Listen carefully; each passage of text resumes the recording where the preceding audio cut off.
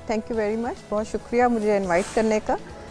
First of all जो आपने पहली बात कही है कि हमारी एजुकेशन उस लेवल की नहीं है या यूनिवर्सिटीज़ उस लेवल की नहीं है, मैं उससे कॉन्ट्राडिक्ट करूँगी, क्योंकि हमारी फॉर्चुनेटली हम लोगों की जो एजुकेशन लेवल है पाकिस्तान का, उसमें चाहे हम बात करते हैं मेडिकल कॉलेजेस की या हम बात करते हैं बाकी other medical colleges including business schools और other institutions, Pakistan is standing out. ये हम नहीं कह सकते कि पाकिस्तान की एजुकेशन लेवल इस लेवल की नहीं है, या अब हमारे यहाँ से डॉक्टर्स जितने भी बन के जा रहे हैं वो बाहर बड़ी इजीली एक्सेप्टेबल है, बल्कि देखा जाए तो बहुत ज़्यादा मेडिकल कॉलेजेस का एक्सेप्टेंस रेट बहुत ज़्यादा है। एंड सिमिलरली अगर आप बात करते हैं डिफरेंट यूनिवर्सिटीज़ की, लाइक लम्स है, लाइक LSE है, तो बच्चे यहाँ के ग्रेजुएट दे आर आउटस्टैंडिंग। और अब जो आपका जो second part of the question है कि वाई ये चीज़ एक तब्दीली सोच में आ रही है कि ट्रेंडिंग इतना ज़्यादा मेडिकल एजुकेशन अब नहीं रही, या बच्चे और भी शोबों की तरफ मुंसलिक हो रहे हैं, उसकी बहरहाल बहुत सारी वजूहात हैं, जिसमें जो सबसे पहली वजह जो मुझे समझ में आती है वो ये है कि पहले वाकई एक कॉन्सेप्ट था कि बच्चे को डॉक्टर बनाना है, आपने इंजीनियर बनाना है, एंड दिस इज़ ऑल। यही एक ही दो फील्ड्स थी जो बिल्कुल हम लोग नैरोली फोकस करते थे। उसकी वजह यह थी कि पेरेंट्स, उनको अवेयरनेस नहीं थी। पेरेंट्स को नहीं पता था, उन्होंने शुरू से जो देखा, जिस तरह उनके फोर फादर्स, जितना उनके बाप दादा जिस तरह से चलता रहा। अच्छा, वैसे ये डिसीजन पेरेंट्स को ही लेना चाहिए या ये बच्चे को डिसाइड करने का मौका देना चाहिए कि उसका इंटरेस्ट किस तरफ है, उसका माइंड किस तरफ है? बच्चे को देना चाहिए, ये बच्चे का डिसीजन होना चाहिए और पेरेंट्स को उसको सपोर्ट करना चाहिए। एज पेरेंट्स हमारा फ़र्ज़ है कि हम बच्चे को गाइडलाइन दें, हम उससे वो बेसिक एजुकेशन दें जो कि एक बच्चे के लिए ज़रूरी है टू मेक हिज, उसके फ्यूचर के डिसीजंस बनाने के लिए, लेकिन हम उसके ऊपर अपना डिसीजन थोप नहीं सकते या उसको। हाँ, सही उम्र क्या है बच्चे के लिए भी डिसाइड करने की कि वो अपना फ्यूचर में जिस प्रोफेशन को उसने अडॉप्ट करना है उसका फैसला कर लेना चाहिए, ताकि हमारे बच्चों को हम एटलीस्ट ये तो एजुकेट कर। 16 to 18 years I think this is the right decision for the बच्चों के लिए, ये सोच को करने के लिए। लेकिन अब जिस तरह बच्चे, मेरी अपनी बेटी है, वो मुझे कह रही थी कि मामा क्या मैं एक 16 ईयर ओल्ड डिसाइड कर सकती हूँ कि एक मेरे लिए फ्यूचर में आगे उम्र भर के लिए कौन सा प्रोफेशन बेस्ट है। उसके लिए मैं आपसे कहूँगी कि बच्चे को इस तरह की आप तरबियत दें, उस तरह के नो हाउ, अब इंटरनेट है, नॉलेज है, बच्चों के पास बहुत सारे रिसोर्सेस हैं जो कि पहले नहीं थे। अब बच्चों को अवेयरनेस है कि हम दो फील्ड्स नहीं है, इंजीनियरिंग में ही बहुत सारी फील्ड्स हैं, AI बहुत ज़्यादा, स्किल्स हैं, स्किल्स मैटर करती हैं कि बच्चे किस तरह से उनको। कुदसिया साहिबा, आपने कहा कि 16 to 17 ईयर्स में बच्चे को ये आपको राइट देना चाहिए कि वो खुद अपनी डिसीजन मेकिंग करे, बट अगर हम इंटरनेशनल स्टैंडर्ड्स की फिर बात करते हैं, डिफरेंट ममालिक के अंदर बच्चे को डे फर्स्ट से, जब वो स्कूल गोइंग होता है तो तब से उसकी इंटरेस्ट चेक करना शुरू कर दी जाते हैं। पहले माँ और बाप करते हैं, उसके बाद स्कूल जो है उनको एक खुला ग्राउंड देता है कि आप उसमें अपने इंटरेस्ट डेवलप करते हैं, बच्चे को देखा जाता है, ऑब्जर्व किया जाता है, दैन उसके बाद उसके जो इंटरेस्ट हैं उसी फील्ड में उसको लाया जाता है ताकि बच्चा खुल के अपने आप को यूटिलाइज भी कर सके, उसकी सलाहियतों का सही से फ़ायदा उठाया जा सके।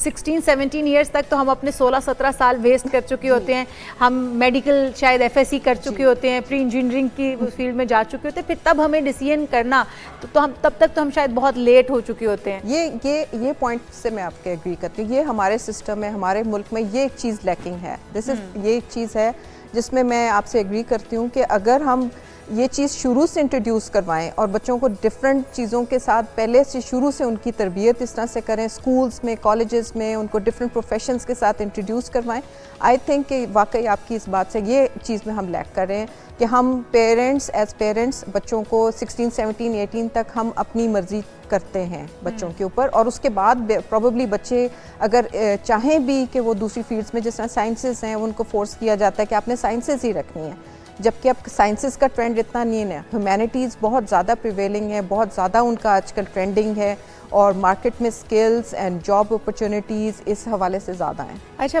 कुत्सी साहिबा आपने बात की कि ह्यूमैनिटी हमारे अंदर बहुत कम है, तो मुझे लगता है हमारे डॉक्टर्स, जो आपने कहा कि हमारे डॉक्टर्स को बाहर हाथों हाथ लिया जाता है और उनको बड़ी एक्सेप्टेंस मिलती है बड़े अच्छे से, लेकिन यही डॉक्टर्स जब बाहर जाते हैं तो इंसानी इक़दार का भी ख्याल करते हैं और इंसानी जान का भी बड़ा ख्याल करते हैं। लेकिन जैसे ये डॉक्टर्स पाकिस्तान में अपनी जॉब कर रहे होते हैं या क्लिनिक कर रहे होते हैं, तो वहाँ पर ना तो इंसानी जान की कदर कीमत होती है और ना ही ह्यूमैनिटी हमें कहीं पर नज़र आती है। वो इंसानियत, वो कदर कीमत हमें मखदूम होती नज़र आती है। उसकी क्या रीज़न समझते हैं? क्योंकि हमने यहाँ पर देखा जो सिजेरियन रेशो है प्रेगनेंसी के अंदर सबसे ज़्यादा है।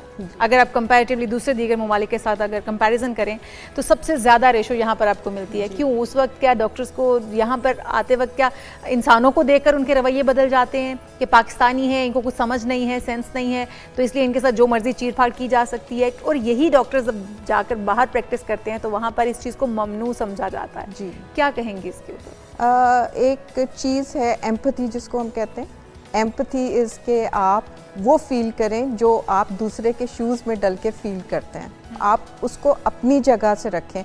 डॉक्टर्स को मैं जब डॉक्टर बनी थी तो मेरे लिए इंसानी हमदर्दी, खिदमत का जज्बा एंड टू हेल्प गरीबों की खिदमत, ये चीज़ें बहुत ज़्यादा, इस चीज़ को हम लोग मद्देनज़र रखते थे। लेकिन जैसे जैसे ज़माना चेंज हो रहा है, टाइम चेंज हो रहा है, आपने देखा प्राइवेट मेडिकल कॉलेजेस कितने ज़्यादा हमारे मुल्क में कितने ज़्यादा खुल गए और उसमें फिर फीसिस का लेवल कितना ज़्यादा है। सो हमने ख़ुद बच्चों को एक रास्ता दिखाया है कि इसको आप बिज़नेस की तरह लें या इसको आप वो इक़दार और वो जो सोच थी वो पीछे रह गई है और दूसरी सोच सामने आ गई बिज़नेस पॉइंट ऑफ व्यू से। अब डॉक्टर्स की अगर आप पेज देखें as compare to other professions बहुत कम है। एक मेडिकल ग्रेजुएट जब करके निकलता है तो उसको आप कितनी 60 to 70,000 पे, लेकिन चीट फाड़ वो डॉक्टर्स हाँ, वो कर रहे हैं जो कि high level highly paid doctors हैं, प्राइवेट सेक्टर में बैठे हुए डॉक्टर। सोच में चेंज एंड एम्पैथी का जो लेवल है वो कम हो रहा है, बतदरीज इस चीज़ में कमी आ रही है, जो कि अलार्मिंग चीज़ है, जो कि हमें बच्चों के अंदर, स्टूडेंट्स के अंदर, या हमें शुरू से इनको ये बात कह के और उनके दोबारा से एक चीज़ को रिवाइज करने की ज़रूरत है।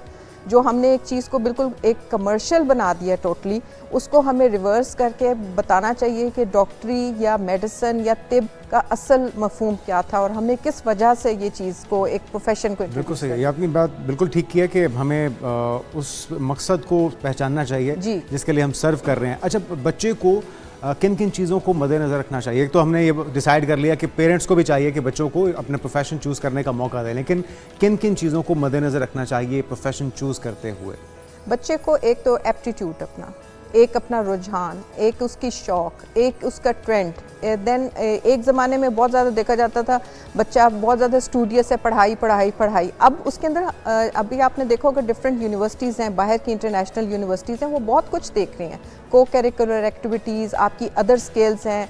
अब बच्चे खुद NGOs को इंट्रोड्यूस करवा रहे हैं, बच्चे इन सोशल वर्क्स में आगे आ रहे हैं, they want to do other things, debates में।